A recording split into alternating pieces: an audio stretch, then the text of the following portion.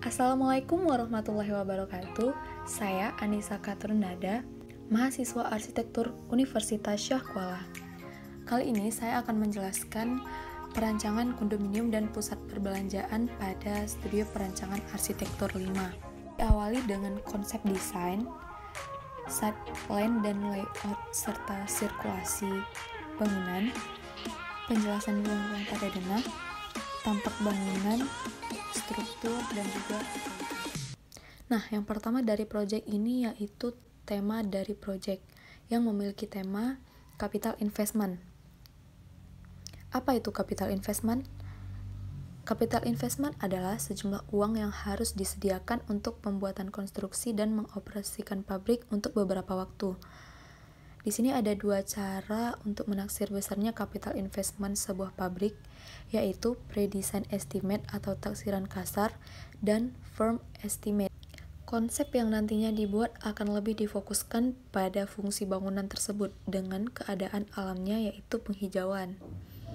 Bentuk bangunan juga disesuaikan dengan tipologi mall, menghindari sudut-sudut tegas pada bangunan, membuat sirkulasi angin menjadi baik. Di sini juga terdapat banyak pepohonan dan juga penghijauan sesuai dengan temanya. Gedung ini terletak tepat di sebelah Hermes Hotel Lampineng, Kota Banda Aceh. Jalur sirkulasi utama dalam kawasan gedung kondominium dan shopping center ini adalah jalur sirkulasi jalan umum, karena tidak adanya jalan lain selain jalan umum yang terdapat di depan jalan. Pada layout plan, kita bisa melihat sirkulasi lebih detail. Nah, pada kawasan gedung ini terdapat parkiran mobil di halaman luar dan selebihnya di basement. Gedung ini memiliki 2 lantai basement untuk parkiran mobil dan motor. Parkiran motor terletak pada basement 2. Pada layout plan ini juga terdapat jalur pedestrian bagi pejalan kaki, serta disediakan drop-off untuk menaik turunkan penumpang. Adapun jalur sirkulasi untuk mobil pemadam yaitu jalur yang mengelilingi gedung dan melewati side entrance. Nah, yang tanda merah ini adalah jalur mobil pemadam kebakaran. Akan tetapi, pengunjung juga bisa melewati jalur tersebut bagi yang ingin melewati side entrance maupun jalur sirkulasi belakang gedung. Pada gedung ini terdapat 2 lantai basement yang memiliki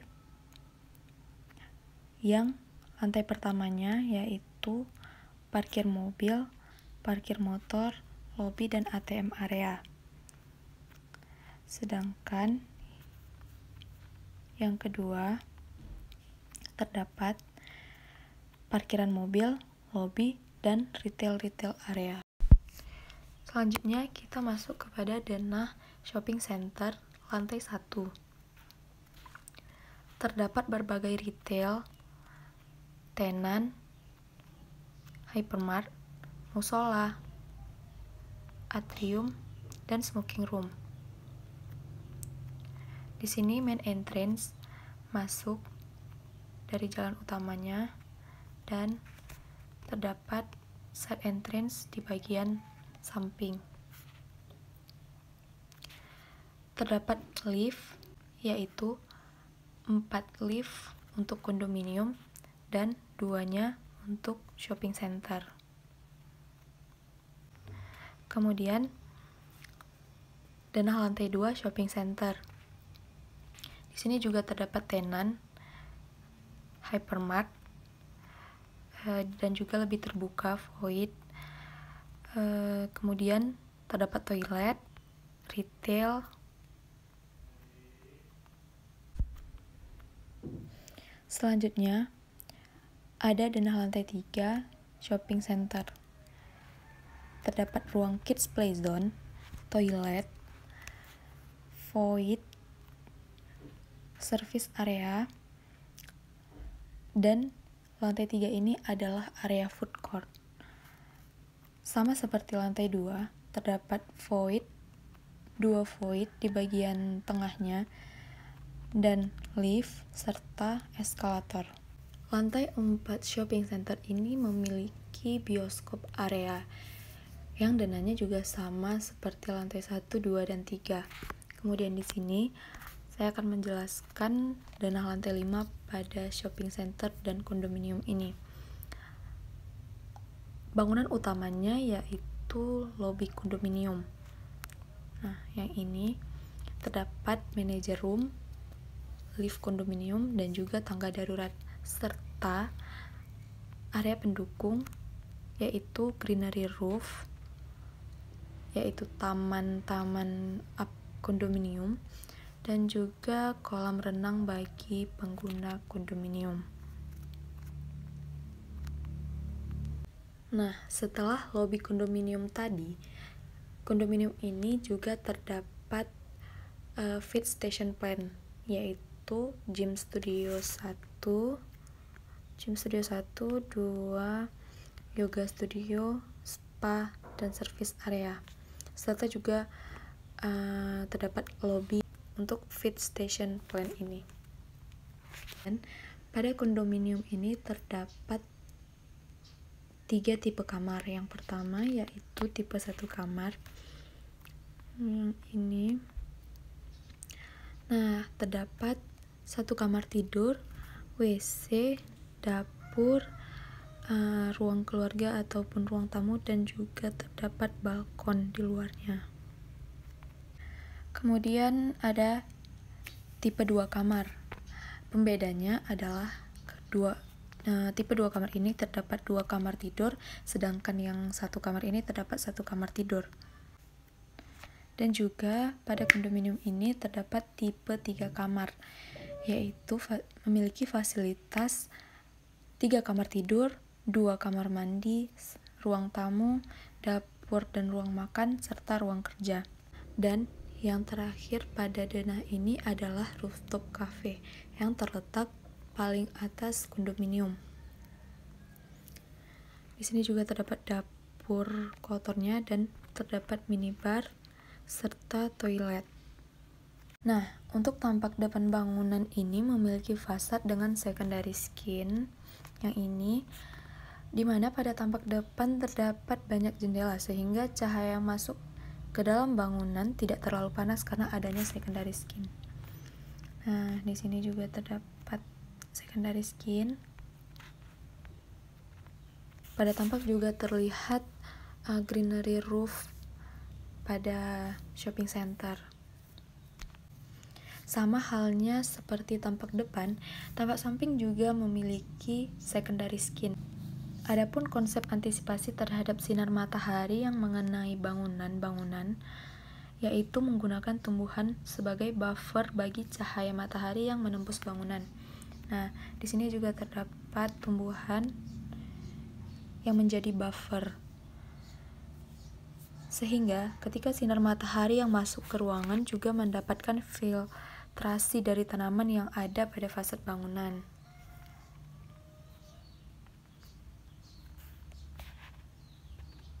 Ini adalah tampak belakangnya. Juga terdapat banyak jendela, tapi tidak menggunakan secondary skin karena cahaya yang masuk lebih banyak dari tampak depan dibandingkan tampak belakang.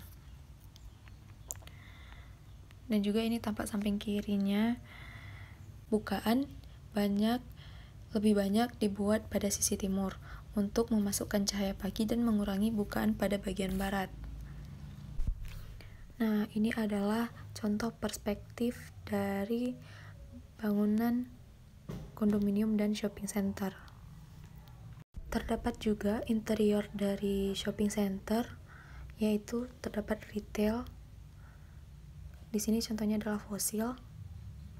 Kemudian interior bagian optik dan retail lainnya. Nah, dan di sini juga terdapat interior kamar tidur. Pada potongan bangunan ini kita dapat melihat struktur pondasinya. Nah, di sini gedung kondominium dan shopping center ini memakai pondasi tiang pancang yang dimulai yang dimulai dengan pelubangan tanah sampai kedalaman yang diinginkan, kemudian pemasangan tulang besi yang dilanjutkan dengan pengecoran beton. Adapun struktur utama dari bangunan ini adalah bearing wall, yaitu sistem struktur yang menggunakan dinding sebagai penopang atau sebagai pemikul beban. Adapun konsep struktur atapnya yaitu atap dak beton yang pada umumnya berbentuk datar dan berbahan dasar campuran pasir, semen, dan batuan pecah atau split yang diberi tulangan baja. Material yang digunakan pada atap dak ini merupakan waterproofing yang berfungsi untuk memberikan proteksi terhadap kebocoran. Pada bagian shopping rooftop terdapat greenery roof. Struktur lift di sini terdapat lift di bagian core. Ini lift kondominium, sedangkan lift khusus shopping center terletak di daerah sini, mungkin di potongan tidak nampak.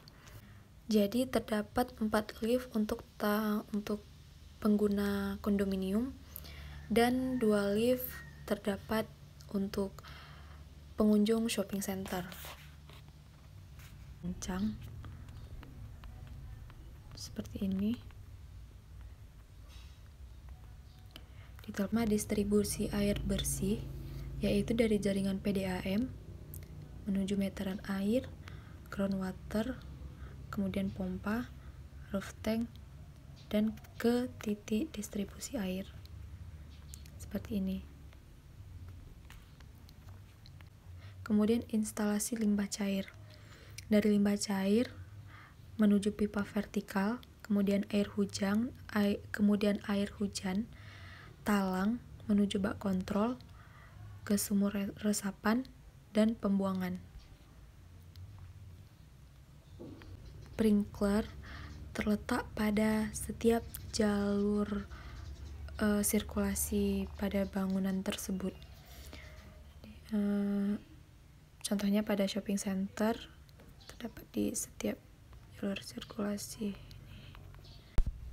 Untuk rencana instalasi lampu, kita dapat menentukan titik lampu yang akan digunakan untuk setiap ruang, yaitu contohnya pada ruang kerja memiliki 1 lampu, kamar tidur, ruang makan, WC, dan lain-lain.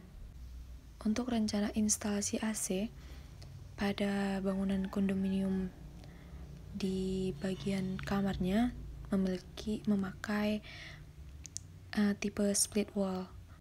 AC split wall ini yang mempunyai 2 bagian indoor ditempelkan pada dinding ruangan dan bagian outdoor ditempel pada luar ruangan. Dan rencana instalasi pemasangan AC pada shopping center yaitu memakai tipe AC sentral, karena kapasitas AC ini mampu mendinginkan ruangan dengan ukuran yang cukup besar. Dengan metode udara pada ruangan didinginkan di luar ruangan atau cooling plan, kemudian dialirkan lagi ke dalam bangunan, maka dipastikan dapat menghasilkan dingin yang halus.